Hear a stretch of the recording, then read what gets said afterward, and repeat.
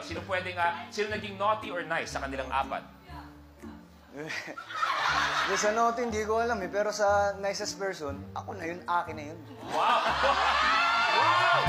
Wow! Tinaas yung sarili! Yes, tama naman. Ang lupit!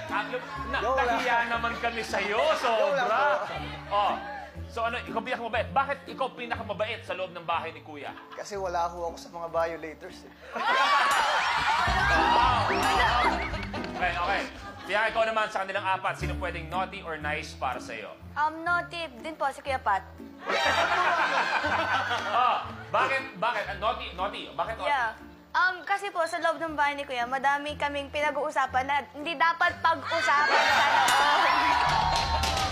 Nakalaban. Alam ko kasi sa loob ng bahay ni Kuya, pag may mga ganyan, kasi nag-host ako dati ng PBB, pag may mga ganyan kwento, may pasundot na either buzzer si Kuya. Ganun pa rin ba ngayon? Opo. May buzzer